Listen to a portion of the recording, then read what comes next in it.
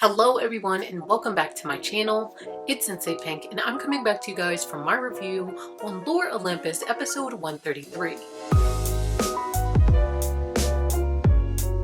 Go follow me on both Instagram and Twitter and hit that subscribe and notification button to see more weekly videos. Picking up from last week with Hades wanting to share more about his past, Hades then clarifies to Percy that he's not going to be talking about some crimes, he'll be speaking about his childhood, and the two set off throughout Hades' home to find a comfortable spot for him to share his story. After settling down in the library, Hades starts his story off with his parents, clarifying that his father, King Kronos, didn't want heirs, but in fact he did want his mother, aka Rhea, and through this sort of lovebird union that just, I guess, was pretty odd, they ended up having Hades, who was born to be the god of wealth.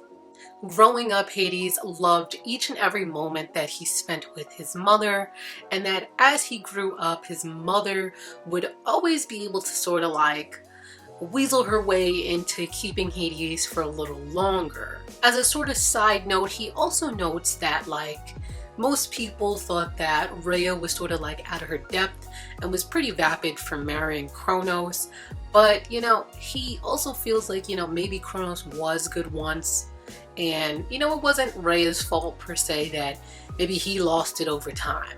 Moving along, by the time of Hades' 6th birthday, the words that his mother used to always use to protect him no longer worked, and Kronos, just as we know, grabs him but swallows him, and he was imprisoned inside of Kronos for 13 years. Although his imprisonment might have seemed like he was alone, occasionally Kronos would actually speak to him because he knew he was still there, and even though again Hades hated the fuck out of him, obviously for swallowing him, it sort of felt like a relief to him to have some sort of human, well, maybe not human, but interaction. He then goes on to say one day his life suddenly changed when one day he was just set free, but as in the process he was being set free, his father took a few chunks out of him and he was just severely scarred. Although Hades was pretty hurt, the fact is that gods are supposed to heal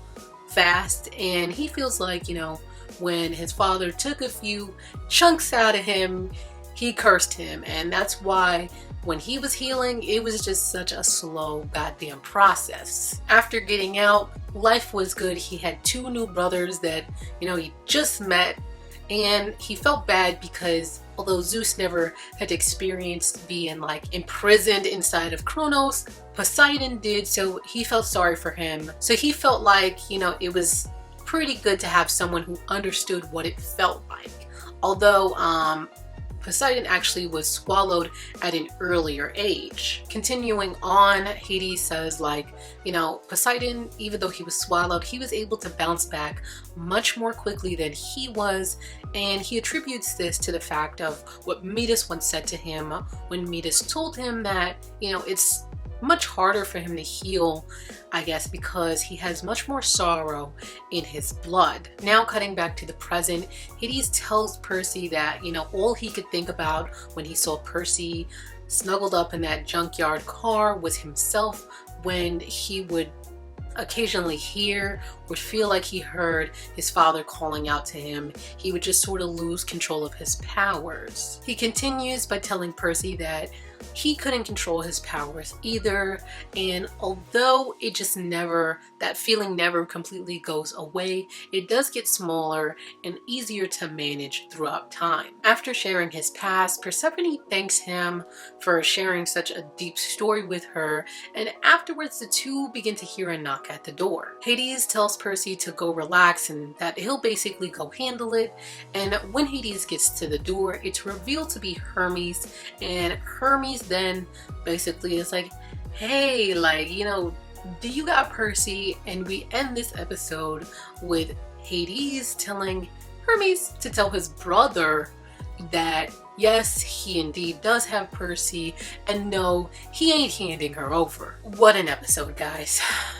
What an episode. I'm so glad that we got to see more of Hades' past, and it really just makes me wonder, like, where the hell is his mother? I mean, like, I'm assuming just like the original story, she's the one who protected Zeus from Kronos, so I wonder, like, you know, is she in prison for basically being his wife?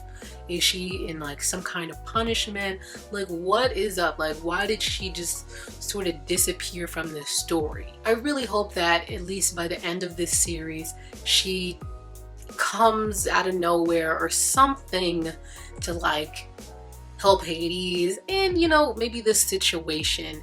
And aside from her, I do want to learn more about the rest of the Titans. Like, what the fuck happened to them? Well, that's it for today, guys. Let me know, what do you guys think about what I said in the comments below. Go follow me on both Instagram and Twitter and smash that like button if you enjoyed watching. And finally, guys, hit that subscribe and notification button to see more of me, Sensei Pink.